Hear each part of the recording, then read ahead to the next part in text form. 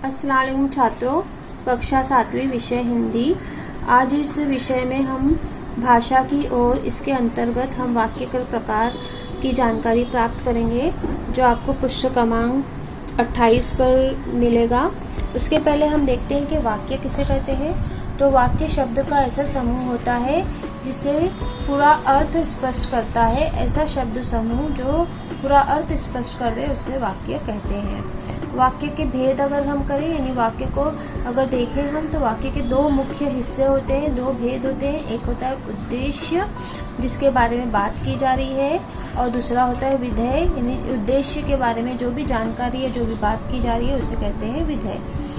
उसके बाद हम देखते हैं कि वाक्य के प्रकार कितने होते हैं। तो आधार, वाक्य के अर्थ के आधार पर वाक्य के 8 प्रकार होते हैं। विधानार्थक वाक्य, निषेधार्थक वाक्य, आज्ञार्थक वाक्य, प्रश्नार्थक वाक्य, इच्छार्थक वाक्य, संभावनार्थक वाक्य, विस्मयार्थक वाक्य और संकेतार्थक वाक्य।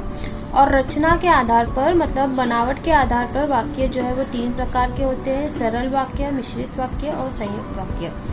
अब छात्रों, हम यहाँ पर पुस्तक में जो आपको एक खाका दिया है, उस खाके के ऊपर कुछ 8 वाक्य दिए हुए हैं। हम देखते हैं कि वो कौन कौन से वाक्य के सामने उनको लिखना है। तो बच्चे हंसते खेलते खेल रहे थे। तो ये जो है वो विधानार्थक वाक्य होता है। विधानार्थक वाक्य उसे कहते हैं जिसमें किसी भी काम क्रिया के होने की या हमें सूचना मिलती है। तो यहाँ पर बच्चों के खेलने की सूचना मिल रही है, इसलिए विधानार्थक वाक्य है। दूसरा है माला घर नहीं जाएगी। तो बच्चों, इसमें ही हमको ये संकेत मिल जाता है कि इसमें एक शब्द आया है नहीं। इससे पता चलता है कि वाक्य में काम नहीं होगा, क्रिया नहीं होगी।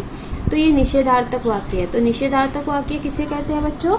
निषेधार्थक वाक्य उसे कहते हैं जिस वाक्य में किसी बात के न होने का या काम के न होने का बोध होता है।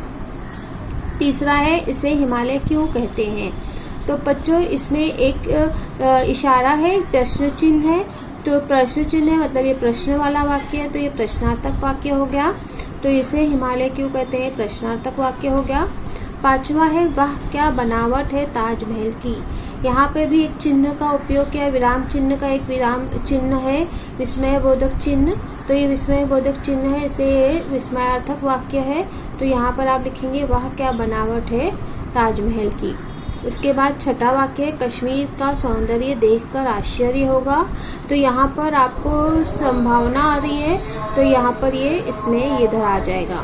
7वां है खूब पढ़ो खूब बढ़ो। यहाँ पे एक इच्छा जाहिर हो रही है, तो ये इच्छार्थक वाक्य है। और यदि बिजली आएगी तो रोशनी होगी, तो ये संकेतार्थक वाक्य है। तो इसके अलावा बच्चों, जब हम लोग शाम को दोपहर में जब जूम पे मिलेंगे तो मैं इसके बारे में और अधिक आपको जानकारी दूंगी। अल्लाह हाफिज़।